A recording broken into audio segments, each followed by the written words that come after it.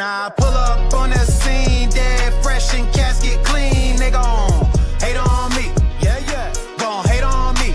When I pull up on the scene, dead fresh and casket clean. They gon' hate on me, yeah, gon' hate on me, yeah. Pull up on the scene, dead fresh and casket clean. They gon' hate on me, yeah, gon' hate on me. Yes. Glad to have you back around. I'm Kay. Today we got Joe. And this is the Biscayne Breakdown. Well, yesterday was Juneteenth, guys. And we were recording at 12 noon. I still haven't had a chance to get myself together. So if you notice it, forgive me and let's just keep on going. With that being said, how you doing today, Joe? I told him how I was doing. How you doing? I mean, listen, man. I'm okay. I was not really trying to plan on partying anytime soon, cause like the heat got me in this funk where I'm trying to like stay away from all things heat related. But we a little short-handed today. Some of our folks were supposed to be here, and my uncle was supposed to be here too. But it is what it is, bro. Shout outs to our folks. We play through the whistle around here, man. Y'all hate this. Y'all hate these words, but that's culture life. We play through the whistle. We play through sickness. We play through the BS. We play through trade requests. We play through season demolishing. Anyway, we're not going back there. On to new beginnings. And with that being said, man, we're dead in the middle of this conversation now surrounding the next iteration of the Miami Heat, which inevitably looks like it'll involve Kevin Durant as the best player, the lead dog from a scoring perspective. Look, we've heard all the iterations, we've heard all the trade rumors, we've heard the this, the that, the other teams that are involved in a potential deal, the Houston Rockets, what they're willing to give up, the Spurs, but obviously choosing to hold tight and maybe keep all their assets geared towards Giannis Antetokounmpo. Just him not wanting to play for Minnesota, yada yada yada. It looks like it's all going to boil down to the Miami Heat. And let me say this. As I tell you guys about, and it's not just, the 20 people that we have listening, hopefully it's 20, but it's about any conversation I have Miami Heat related. And especially applies to like other fans because of course they have other intimate and corporal knowledge because they're following it as closely as I am. Yes, this is the same thing you all hate Pat Riley for, but it's the same thing that's made Pat Riley Pat Riley. Inevitably, Pat Riley's going to wait the Suns out. And he's going to get Kevin Durant for closer to what he want to get Kevin Durant for than not. And that's just the game he plays. Sometimes it works, sometimes it don't. But that's the game. And when you can win more often than not without having to do what everybody else does to have the same or lesser chances of you at winning after making that move, then you absolutely continue to do the things the way that you've been doing them. And that's who Pat Riley is. That's what he is. And that's the way he's always moved. For good or for bad, for better or for worse, be damned or not, that is the way he has always moved. That's the way he's going to continue to move. That's why he's the Godfather. That's why he fleeced. And that's why teams don't really want to deal with Miami. Because I will believe this until the day I'm not here no more. The league and other teams make it hard on Miami and Pat Riley. They do that on purpose. I cannot believe otherwise. Like people ever, I want to scream and shout and spit. No, There's no reason why deals get done for much less than it seems like they're requesting from the Miami Heat. There's no reason, no other reason. Because it's not like they're the Houston Rockets or the San Antonio Spurs in this case, which you can understand why the Suns would be looking to gut them because it's like they have all of that stuff to get. Most of the time when the Miami Heat are involved in chatter or on the other side of a deal, they don't have anything. So it's like you trying to take stuff that we got to go and procure just to send to you. Anyway, that's where we at with that. With all that being said, it seems as though that deal may involve Kel'el Ware, or probably won't, because I know where I stand. But before I get my take on that, because that's what this actual segment is, to wear or not to wear for KD, Joel, how do you feel about that? Do you think the Miami Heat should entertain or even possibly send out Kel'el Ware, happy-go-luckily, all willy-nilly, to get Kevin Durant into the fold? The floor is yours. It's tough because, I'm not going to lie. I've kind of avoided the KD convos for a bit because, I don't know, it's like... This is the breakdown. You can't avoid them up here. You can't avoid not on the breakdown. You can't avoid him on the Biscayne breakdown. Not the Bis break. Not up there. You can't. Oh, no, I won't plead the fifth on this time, but I'll say this: like, it's weird because I've kind of ever since last season, I've just kind of been like, okay, I don't care about this, I don't care about that. But with this whole KD situation, I mean, if you got a chance to get him, especially for a deal like this, because you obviously don't have to give up the whole kitchen sink just to get him. That's obviously the good part about all of this. When it comes to trading Kel'el Ware, I mean, I don't know, because I know some folks would do it easily, and I have no issue with it. My problem is that, and I don't know, some folks will disagree with me on this, is that, KD, this is a guy who we don't know how much time he has left. He's 37 years old, and maybe he can do this for a few more years. Maybe where it's like a Braun type thing where Father Time might not be able to catch him real soon. But even then, I look at his situation. I'm like, this is a guy who's 30, will soon turn 37 years old, and time ticking. It's like, I don't know. I just don't want to give up a young asset for a guy who not only is getting up there in age, but I don't know if we'll be able to win a championship with him, honestly. And obviously, the opinion changes for other folks. Like maybe some of y'all do see the Heat winning a chip with him, Tyler, and Bam. And I do think we'd be a great team. I just don't know if we'd get the job done. And if KD was like obviously a lot younger, then this is a completely different conversation. But with the age and considering that we don't exactly have a lot of seasons we'll have to spend with KD, and because of the fact that I still feel skeptical we can win a chip within these next couple years, like I just don't know if it's worth giving up like a whole set of assets in return for a Kevin Durant at this time, specifically a Kel'el Ware, and because at the end of the day, the way how I look at it, we're here to raise banners, and I don't know. I'm just skeptical if we could get the job done with KD on our squad. Because like I said, if he's here, I'm happy with that. I'd welcome him with open arms. But I don't know. I'm just on the fence with it because of the age and because, like I said before, there is no guarantee with the whatever many years we have of KD on the squad. If he was to come here, I don't know if we actually get the job done, and because of that, would it be worth parting ways with someone so soon? Because I know what we're going to get from KD by the time he steps foot in Miami. So there's no question about that. But because of, what we could potentially accomplish in the short time we might have with him, that's the thing that kind of sets me back, if that makes sense. So yeah, and forgive me, guys. I didn't know that my microphone was my AirPods for a minute there. I actually just turned my real mic on. Again, I was drinking last night. Don't blame me, blame the whiskey. Listen, I don't want to trade Ware for KD. If we have to trade Ware, I don't want to do the deal. Let me put that out there. But you hit on some more interesting points that I felt like we could have talked, why you don't want to trade Ware for 10 more minutes. I was prepared to do that. That was what was on the itinerary. But you hit on some more interesting stuff there. And I want to take on that. First of all, the first thing I do think that now some people will look at this Pacers team and what they're able to do and be like, how are you saying that the East is wide open? I'm saying because that style and the way that they play, it can be had if you can slow them down. Styles make fights. I told people, and you actually mentioned this before we hopped on, and I was trying to tell as many people as I can, hey, this is a terrible matchup for Oklahoma City because they want to get up and down, and so do the Pacers.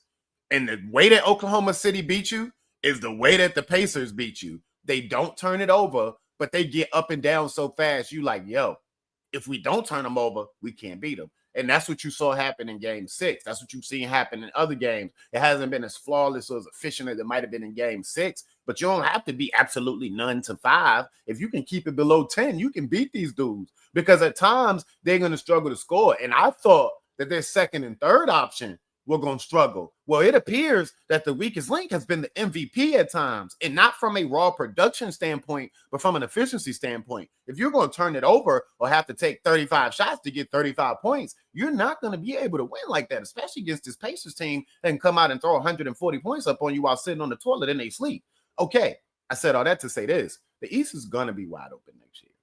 Like, you got teams trying to get themselves together, trying to bounce back. We saw Cleveland really ain't as good as their regular season record said, even though they swept us in the playoffs, which has more to say about the Miami Heat and the turmoil of their situation, which is something we'll get to later in the offseason as well, because I hate the way y'all talk about that series. I hate the way that y'all talk about that series. Like, the Miami Heat didn't just have the season that they had with all of the turmoil that they had. I hate the way y'all talk about that series like y'all ignorant to ball. But that's neither here nor there. Y'all not going to catch me slipping this morning because I had a mission and a purpose. See, this is why I don't come on here after drinking.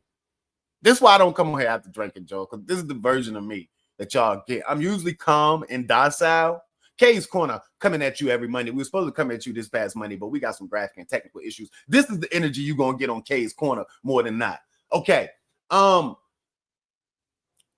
an East that sees Jason Tatum have to get himself back together, which is a 2-year injury, specifically based on when he injured himself in the playoffs. It's going to be at least that long before he come back. And at that point next season, they're not going to bring him back. And then once he do get on the court, it's going to take him 2 or 3 months of live playing action to actually become Jason Tatum. If he can get back to being Jason Tatum, because of the injury, you have to question it. Everybody's reporting every day that every other team in the league is trying to throw everything they have at the Boston Celtics for the services of Jaylen Brown and Derek White. You know, like I said, I mentioned the Cavs. The Pistons on the come up, but they still one play away. Orlando just moved all their assets for Desmond Bane, and I still don't think he's a player to get them over the hump. But, I mean, you know, you have teams that are depleting themselves and still not getting a ton better in an East that was already going to be reshaping and reforming anyway. I mean, when you look at Philly, it's like, is Joel ever going to be healthy again?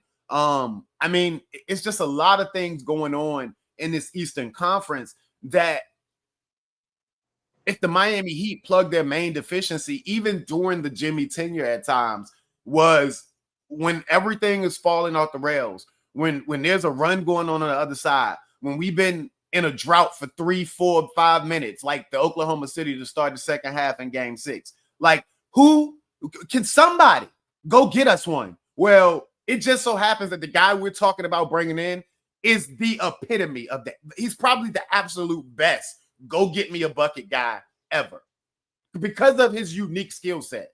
One of the best shooters we've seen at 7 foot. Like, that's not putting him above Kobe or Bron and MJ. I'm just saying in that specific instance, hey, if you want to do, go get me one. KD is probably among the best and the most efficient. It's just easier for him. He don't have to work as hard. That's that thing. But secondly, guys act, or people act, and this is the draft, free agency, whatever. People act as if bringing one guy in is a team saying, oh my God, we're going to win. The goal is, Herm said it, you play to win the game. The goal is always to win, but you may not have enough. So it's like to say, I don't believe KD is the piece that, who knows? Did we think Jimmy was going to be able to do what he did for the Miami Heat? I'm not comparing Jimmy to KD, and that's another thing we're going to get to. But did people know that Jimmy was going to be able to do what he did for the Miami Heat, Joe? Did people see that? No. Okay, so you never know. The goal is always to win, though. And even if he isn't the final piece, okay, well, he's a major part of what that recipe or that sauce is.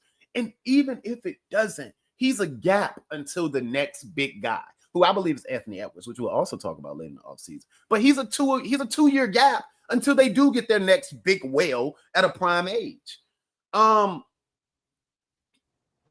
you think Knicks fans saw what they just witnessed when they brought Jalen Brunson in? So say that one more time. Like, just so do you think Knicks fans saw a conference finals run from Jalen Brunson this soon? No. Beating the Celtics? No. I mean, well, I mean, they were still up 3. They were still gonna go up 3-0. So I don't want to bring up the injury of Tatum to get in the way. Right. I'm not even speaking that serious. I'm just saying they didn't know that he was gonna be as good as he was. They didn't, like, you never know. You're always making moves towards winning. It's never because you never know what the winning move is going to be. Right. You know what I'm saying? Like OKC, they might have to go do something else if they can't get it done in game 7. And they just won 70 games. They just won 70 freaking games. And they might have to go do something else. So it's all that whole, I don't know if it's like, well, what is? You just always trying, like you can tell. They just won 70 games and they might have to go do something. Hell, for all we know, they'll be the ones getting Giannis. You know what I'm saying? They'll trade 72 first round picks for Giannis, for all we know. But it's always like I sound like Giannis actually, steps to success. But no, it's like, yo, you never know if you're gonna win. Like, and I've told you this too. The two teams that get to the finals from the East and the West is always a toss-up for me because that means you're the best two teams. And I mean, if you were able to get there, then you can win any game that you play. Now, one team might be better than the other, might have the other one's number. Look at Denver and us, where they were just like, look, they too small. We're gonna feed Jokic and he's gonna kill him from the inside. Like, but both teams had won enough games where you say both teams can win this game. And there were games, even though it ended 4-2, and a couple of those games, it was close. We just couldn't win it. Yeah, man, that's where I'm at on that. How you feel about what I said as far as the wide openness of the East and my theory on, bridging and team building and all that jazz? I mean, I agree because, a lot of things happened this past season that we didn't think was possible. I mean, we didn't think we would see a Knicks, Knicks Pacers Eastern Conference Finals matchup. We never thought, well, and then we see how unpredictable the East gets because you have Boston, who had been this huge threat, and it was always, how do we get through a team like Boston? Not only were they got through this year, but now you look at the situation that leans ahead into these next, like you said, possibly 2 years, because about Jason Tatum's injury that just happened, in snap of your fingers. And we don't even know what that Boston team will look like next year because of that financial situation. We assume KP gone. We assume Drew gone. I just mentioned Derek White and Jaylen Brown in the office that, we talked about Jay. That's like their top 6 dudes right there. Like, all of those things together, it makes you think, like, you have that. I'm never going to be bought into Cleveland regardless of what they do. And listen, I know last year, blah, blah, blah. I mean, we were just a mess, okay? There ain't nothing you can say about that. Let's see. That's more about the Miami Heat and their bullshit than it was Cleveland and their superiority. Right. Because, like, look what happened to them in Indiana. Because I get it, Indiana, they're in the finals for a reason. But to lose in 5 games is nasty work for a team that literally was on pace at one point to win about 70 games, I think. So, that's something people got to acknowledge. And, I look at the East, it gives you an opportunity. And, I mean, shoot, right now before it was, how do you be a team like Boston? Now I guess it's how you be a team like Indiana, because at the end of the day, I mean, it's how do we put the best team out on the floor? Because you just have to impose your style, yo. Honestly. Mm-hmm. But the Knicks don't play similarly to Indiana. Right. Like, they both want to score, but the Knicks would rather slow it down. Indiana want to get up and down. Right. In Boston, Indiana shoots a bunch of threes, but by nature of that being open shot, Boston just gonna shoot a bunch of threes anyway. Cleveland, get Donovan Mitchell or Evan Mobley in the ISO, and when neither of them on the court, let's try to do it with Darius Garland and Jared Allen on the pick and roll. Like, nobody stylistically, it's just about maximizing your style, man. Yeah. So overall, man, it's just go out there, do what you gotta do. I think the most part for me, it's like I said this in the group chat, I'll say it on here too. I just got to get back into just simply enjoying Heat basketball again, because, like, I feel like last season was just so. Oh, we know what happened. Your joy left or something like that. Yes, bro. Like, I gotta, like, get my stuff together, bro. Like, I just, because, I said this in the group chat, I felt like a deflated balloon, like a pop balloon, bro. Like, I gotta pick up the pieces and, like, get that joy back. And then once I'm able to, like, I think it's gonna be fun again, especially if KD can end up being in that Heat jersey. So by all means, bro, let's just try to get this all figured out. because like I said before, I mean, with this stuff, and then you look at some of the other stuff that's happened in the past, whether if you go back to the whole Dame situation, blah blah blah, it's just been a lot of bad things left and right. So I just need like a couple good things to happen here and there, just to like get me back at it. And because, bro, I feel like we just been going through punch after punch after punch, and it's like at some point, you just At some point, you gotta deliver the blow. But that's what I'm telling y'all. Like, come on, man. You can't. We not down forever. Like we were so up in the like we were up in the big three era. Then we went through that little down period, which won't, it was just a little bumpy, but we were finding ourselves. Then we got into this era and we were up. We never were able to get over the hump, but we've been up. There's been nothing that no other fan base could say to us. Because even though we didn't get it done, you knew that every year you was gonna have to see us and we was gonna be right back there trying to do it again.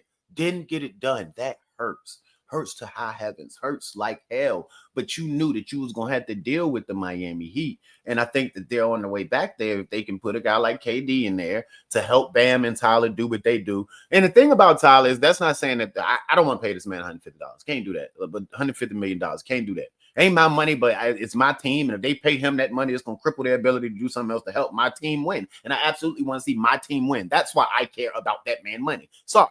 Okay. Now, we haven't seen this iteration of, and that's what hurt me so much. And just to go back there a little bit to the point you said, the bumps and the blows we've taken, it hurt. A part of that hurt so much, and I'm gonna keep saying this because we never saw this iteration of Tyler Hero, the 25 point per game all-star version of Tyler Hero, be able to play with another guy that can consistently command a double team on his own. Bam could sometime, not consistently enough. KD will be able to KD will command a double team or 5 sets of eyes every time he touches the floor. And I am interested in seeing Tyler Hero beside that, which is why Jimmy Butler deciding that last year, Tyler Hero's emergence year, to, go get his joy somewhere else. It really bothered me on that level as well. Something I wanted to bring up. Markieff Morris, him and his brother, the Morris twins, they doing a lot of stuff on ESPN now. It's a Disney move, Disney twins, cutesy stuff. Like I love it. Chef Kiss move, very aligned move. A couple of quotes, and I hope this one is real because this one's just a little quote with a picture. But then I'm gonna read the other things, and it just seemed like it would align. Yeah, because I think I know what you're talking about. The one where it says playing for Spo was the best brand of basketball I've ever played. If KD joins Bam and Tyler, that's the piece they need to get over the hump. That's the one that's just over the picture. So I hope that was real. But then he actually had the clip where he said, the little time I spent in Miami, that's the best brand of basketball I've been a part of. Spo does a great job of getting the best out of his guys. I think that's a perfect spot for him. I think he can flourish there. I think so. I mean, there's nothing, and that's the part about it. And I mean, that's what I was mentioning earlier. You arguably talking about the most efficient scorer ever. You're talking about one of the brightest minds ever. You're talking about in a time where Spo needs to be challenged offensively, as everybody is mentioning. I think this is the perfect storm, man. Perfect cataclysm. They've worked together before when you're talking KD, Bam, the rest of the guys. Spo, we looking for a resurgence. We embarrassed. I'm sure KD embarrassed, tired of all the smut being talked on his name. I mean, right. It's just the perfect cataclysm, bro. I feel like they need each other right now. That's right. Where I'm at with it. Right. And then, we talk about the fact that Markieff Morris said that. I don't think people understand how much of a big deal that is because, first of all, the dude was only here for a season and you have that much to say about the Heat. And mind you, he missed a huge chunk of that season because the whole incident with Jokic. So if you think Jokic ran into the back of him like a drunk driver on an interstate in the middle of the night. Like the dude was only tried to kill that man. Joker like 600 pounds. Like, come on, dog. Anyway. Like the dude was essentially there for like not that much. Like he was really only there for like a second, it feels like. And for him to say that alone tells you everything you got to know. And I don't know what Spo will be cooking up this offseason as he gets ready for next year, especially if someone like KD does come through those doors. But we've seen what he's been able to do, right? I can't help but think about the one story LeBron mentioned on his little podcast that he did with JJ Redick. Well, now Steve Nash. But hey, brother, can you not say little podcast as we do our little podcast? Oh, I'm sorry. I meant little, like, you know what I meant? Like, it's a little, like, side. I understand. I get it, but it's like, man, shout out to LeBron, but you know what I'm saying, nah, but he was on his I pod. don't listen, but I am respectful, and I'm like, hold on, no, we have a little podcast. Their podcast is pretty big, but I get what you're saying. Yeah, thank you. But anyways, like when LeBron hopped on there, and I think there was a story he shared. It was back when he was still with Reddick, and what was it? I think it was after we lost in 2011. He went and met with Chip Kelly from Oregon, and they talked about how to implement the spread offense in football into basketball.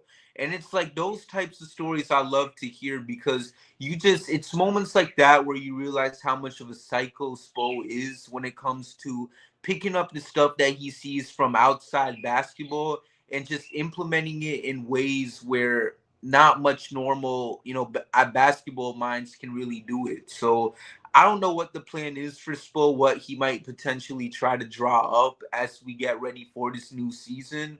But you gotta believe it's something, how do we make this big three of KD, Bam, Tyler work? And it's probably an easy answer for all of us regarding that. But when it comes to a guy like Spo, it's something more advanced. It's not just, okay, well, we'll simply do this, this, and that. Something where one of us could just easily draw up if we wanted to. But something that Spo is just going to come up with out of nowhere. Like while we're thinking one thing, Spo is like 50 steps ahead, in other words. So, Hey, brother, we playing checkers, and Spo is playing dominoes. You feel me? Spo's playing the master. We playing checkers. He playing with Mozart. Like he ain't even playing games. That's the point. like, so let's give Spo some time. I understand this was probably not his best season as a coach, but listen, bro, everyone goes through those types of, years every now and then. I know last pod y'all was talking about, going through a potential down year or whatever. What was the term y'all used again? What was it? What type of year again it was? A gap year. Gap year, Last year, but see, I just hate the way that's framed, man. It's like Spo had a down year. Nah, brother. It's like it's hard to say he had a down year when everything that happened. So, anyway, man. All right. As we begin to transition, I guess Alex just popped in. As we begin to transition, this is the next question I'm gonna ask. And we're gonna be real quick with this one because we already went 27 minutes. What's up, Alex? Current Kevin Durant or current Jimmy Butler? Quick answer. Give me a minute. Give me a minute each on it. So I'll start us off. So I'll just say like this: current Kevin Durant right now, simply because, like I mentioned when we were talking about the Kel'el Ware thing, one thing I mentioned is the fact that KD. I mean, I don't really know much about his health, but regarding him, I do feel like that's a guy who's so talented, where you never know when Father Time would be able to catch up to a guy as skilled as he is. So right now, I think more so him, because I love Jimmy. That will forever be my guy. I'm always grateful for what he did in Miami. But I look back at how things went in Golden State, and I just feel like if you had a guy like see, and it's tough because obviously I feel like Jimmy's a better leader than KD. But at the same time, I look back at what he did in Golden State. Like they just had to win one more game, just to simply get Steph back, and he just wasn't able to do it. And I don't want to put too much on the blame on him, because then you had guys like Draymond who was struggling and all that. But, every now and then I can't help but look at that and think what could have happened if, Jimmy was what's his name? Who do we call how do I say this? If Jimmy was able to get Golden State that one win, but it didn't happen. And because of that, like, I feel like I kind of have to slide with KD at that point. For sure. We had a couple more people join Big Tone. So Alex, did you want to give a take on KD or Jimmy, or you were just chilling? Okay. My bad. I just walked in the crib. Give me a second. Yo, go ahead. Big Tone, did you want to give a take? KD or current KD or current Jimmy Butler? You mean current? What's up, people? Can y'all hear me? Yeah, we can hear you, boss. Okay. What you mean current? I came in. I mean, who would you take? What player would you take? Current Jimmy or Well, current KD? I mean, I really wouldn't care which one. Be honest with you. Well, it's not about what you're choosing for your team. It's simply about Mhm. answering which player is better. I mean, whether you take either of them for your team, I think it's kind of irrelevant. Which one is better? Right. You know what I mean? Well, I don't know. That's a good one. I'm gonna always stick with Jimmy. It's just something about Jimmy because I know what he can do for us playoff. I don't care nothing about regular season how they play. I would give Jimmy the edge based on his playoffs and what I know he could do in the playoffs. So I guess it's long story short, I would take Jimmy because Okay, I don't care. I don't care nothing about no regular season. that's fair. That's very Yeah. fair. What you got, Alex? You already know what I'm gonna say. I mean, KD is my second favorite player of all time behind D Wade. And one of the things that we ran into with Jimmy, which I mean, I understand not caring about the regular season, but if you handle your business more in the regular season, that puts less stress on you and your team going into situations where, all right, now you end up in the play-in tournament and now you got to play extra basketball games because you won't taking care of your business in the regular season. And I like how Joel put it. Joel talked about the fact that Jimmy's a better leader than KD and everything, but I gotta go with Kevin. Like, I mean, the man is literally a walking, dang near a walking 30 ball. And Jimmy had to pick his spots where, you know what, all right, this game, I'm gonna put my foot on the gas. I'm gonna have 30. All right, this game, I'm just gonna stand in here. I'm just gonna drive to the basket, and I'm gonna be wide open. But I'm gonna kick this jump to the corner, and somebody else is just gonna have to shoot it because I'm not shooting today. And you ain't got to worry about that with Kevin. That's what I got on it. But here's the thing. See, I don't understand how y'all watch the game and don't we how you think we was able to get to the finals or Eastern Conference Finals? Because Jimmy got everybody involved. Mm-hmm. So when y'all say kick it out, yeah, because I hit my head up against the wall plenty of times with Jimmy, let the ball up, stop kicking it out. But I understood what he was doing. That's why Caleb Martin was able to do what he was doing. Why? Because Jimmy got him prepared through the regular season. I just don't understand how y'all watched the games all season and didn't understand what Jimmy and Bam Nim was doing. It's always got to be, I want you to get 50,000 points per game every game. Nobody seems to understand the totality of getting your role players involved. That's why we was able to take 7-11 players and G League players 3 out of the 4 years to the Eastern Conference Finals and Finals. That's what leadership of Jimmy Butler does, and he got Bam to even do that. That's why Bam numbers went down, because Bam started to do that. We all wanted Bam to still be more physical, but Bam ended up doing what Jimmy doing because of Jimmy leadership. So y'all got, I just don't understand this, but it is today. It's young. I get it. I'm the old school guy here. It's about committee. It's And about that's fair, but you gotta look at it like this. So my perspective is Jimmy's a better leader in the intangible stuff. Like Jimmy got way more heart than KD, right? But right. heart's gonna only take you so far. And he took us to them finals off of heart. But we had a lot of heart and not enough PPG. By bringing in KD, you still got that heart with Spo and so Bam. injuries ain't played. Injury ain't played no part with us. Injury did play a part with us, but it's fair. Hold on, brother. It's fair to say that if Jimmy was actually available to play in some more of those games, then he wouldn't have been in those situations to get injured. I'm not saying that's right, but it's fair to say that. So a guy that's going to be present and going to show up and provide you that, I just think it's different levels of value. It's not to say that you're taking one more than the other. And then also, I think your argument is valid as far as like looking to score and looking to get your teammates involved. I just don't think that Kevin Durant is the guy to try to make that argument with, because Kevin Durant can go get you 30 and get his teammates involved. Like that, he's not the guy to make that argument with. But he haven't done that. He didn't score you 30 and got his teammates involved. That's why they couldn't get.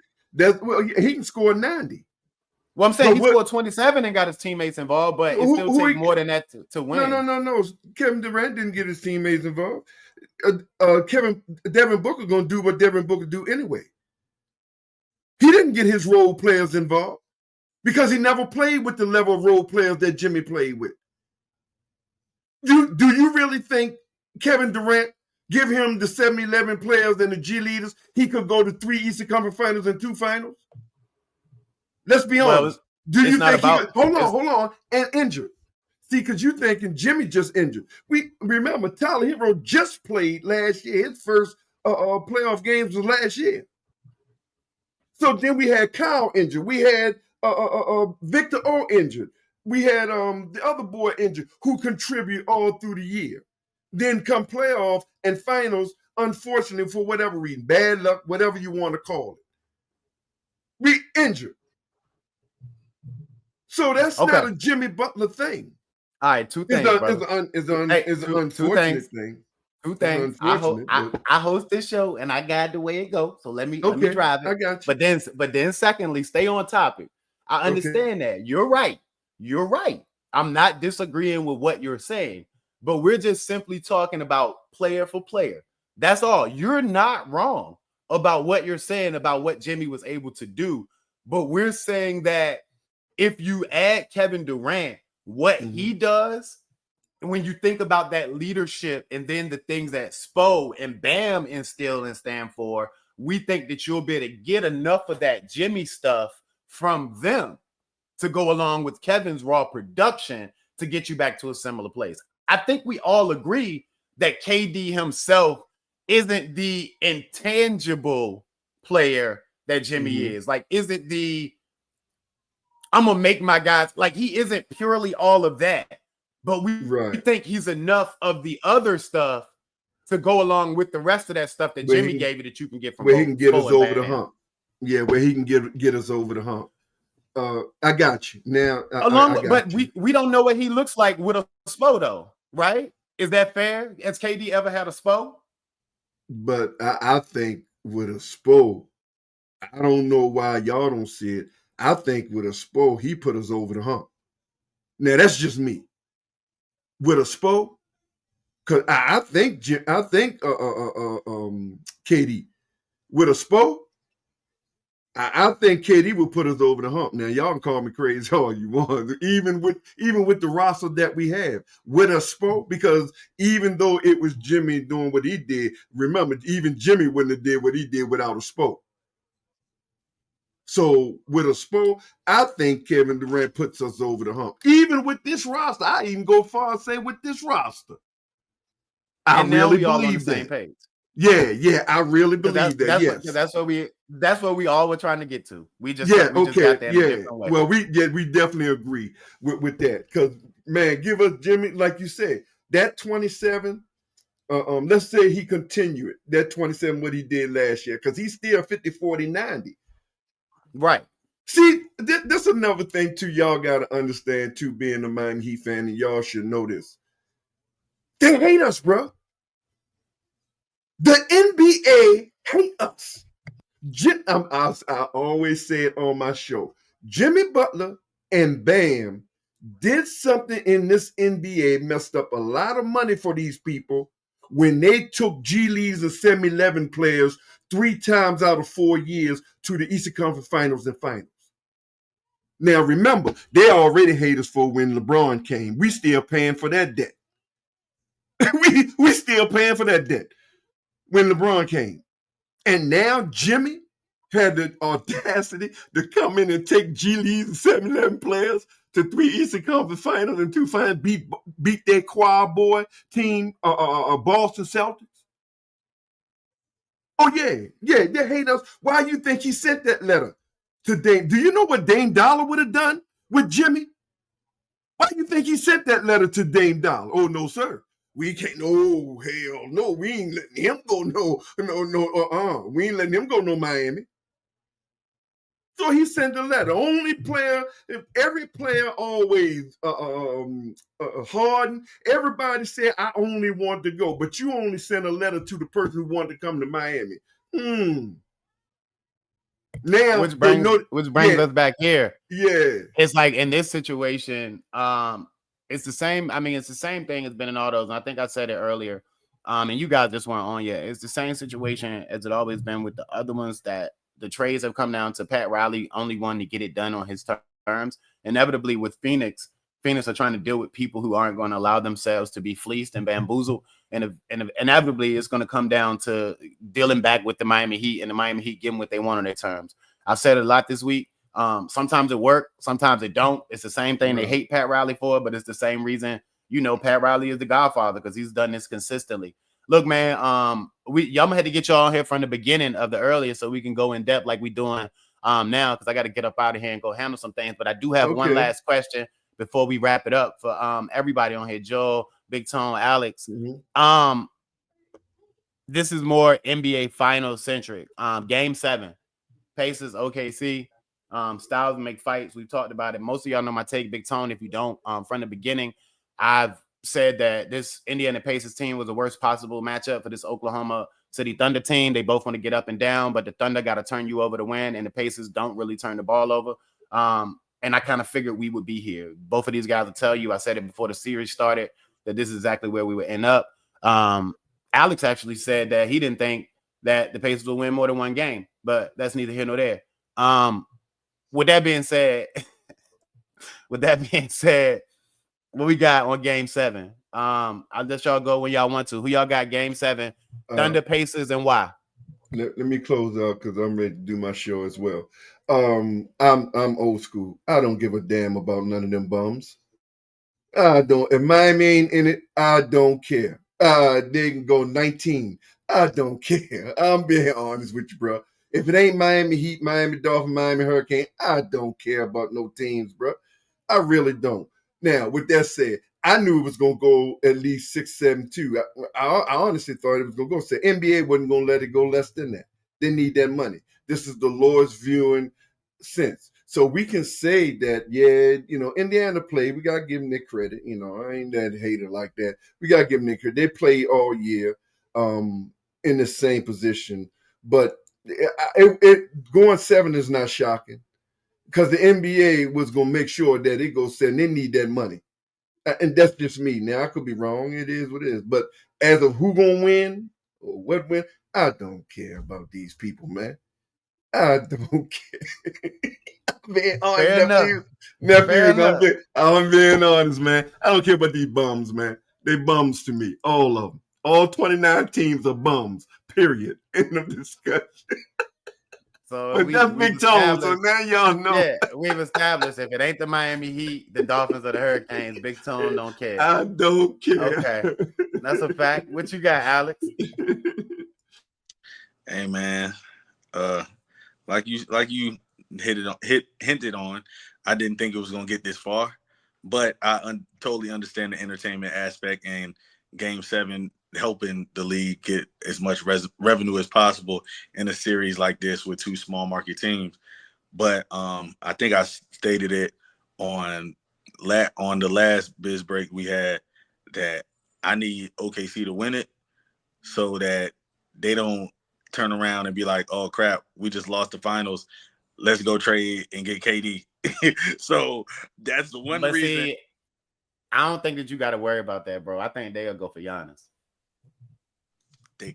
I did say on that biz break, I said it was either both of them. Like, they're going to get one. If they lose, one of them jokers going to end up in OKC. And you right. And Giannis will be the one you want to go, though, because Giannis need the ball so much, he'll mess them up. I don't care if Giannis go. They won't be able to figure that out, bro. I think they can figure it out. I don't think so, bro. That's a lot of mouths to feed. Now, KD, because he don't need the rock to get you that 27, that would be hell. That joker's so cold, bro. That would be hell. I mean, and that goes back to us saying he's not the alpha not the alpha emotionally or intangibly. Like, it's because he seamlessly fit in quietly that kind of make him, you know, the fit that he is. Okay, that's a fact. I cynically want to agree with you, man, but I got to stick with my guns because I've been saying Indy in 7 for a month, but I agree with your logic. Like, you make a ton of sense. What you got, Joel? Give us some stretch neck wisdom. I mean, listen, man. I'm on the same boat as my uncle Big Tone. You know, like, screw all those bones. Honestly, like, I'm not messing with any of them. However, if I do have to pick, I'm gonna say Indiana simply because here's the crazy fact that I kind of realized these past couple weeks ago. And what I realized is that the Heat, they have a thing of just making teams that they beat into champions at one point or another. If you look at it, we beat Boston, Milwaukee, and Indiana all in that bubble run. And within next 5 years, if Indiana gets the job done, all three of them came champions. And it took that belt whooping they get from the Heat to help get them to that point. We humble them and bring them up as champions by doing what we do to them come playoff time. So because of that, I like to think that the Miami Heat, the way how they played a role in what Boston did to get that championship, the way how we were able to help Milwaukee win their championship, the same thing is going to happen to Indiana. We give them a nice little whooping, and then they learn from that like we're their parents. You know, we disciplined them the way we got to, and then before you know it, they come up to be successful, successful individuals, and they got now their own rings. So y'all welcome. Y'all can thank us whenever y'all can. But like my uncle said, they nothing more but bums, all of them. All 29 teams in the league. I'm pretty sure there's only like from that bubble team. I'm pretty sure there's only like one guy who was on that team that we beat. But I understand you talking about the whole organization. Right. Yeah. Okay. I'm gonna have my camera too, y'all. I'm my camera stuff getting fixed. So next time I'm gonna have my camera on, my computer and everything. Brought a brand new computer, man. 30 days later, the damn computer went up. So so I had to send that back factory and get back. But I'm gonna have my camera next time we do one. I'm gonna have my camera ready, up and running, man. Because I don't like to be the only one without camera. So All goody. All goody. All goody. All goody. Well, yeah, man. Y'all know how I feel. I Indian 7 because I got to roll where I put my money at. Listen, man. It's a wild ride. A lot of off season left. Y'all came in late. Y'all would have saw me a little turned up in the beginning. But it's all good. I'm sure y'all see when the episode drop. Anybody got any final thoughts so we get up out of here? Quick. Yeah, just because I don't know if I got you added because I didn't get the notification, and I was actually when I seen you said we waiting on you on. I ain't know if you was on and not because I was setting up for mine a stream and everything, and I so happens to seeing you, so make sure I add you or you add me, whatever we both, so I'll know when you just hit me when you ready to do another stream and everything. That way I'll make sure I make myself available and everything and come on as soon as you got you. Come on. Okay, not a problem. Well, look, man, as always, we thank you for lending your ear to the sound. We got Alex, we got Big Tone, we got Joe, I'm Kay, and of course, this has been the Biscayne Breakdown. We out. Bring me Kevin! Now I pull up on the scene.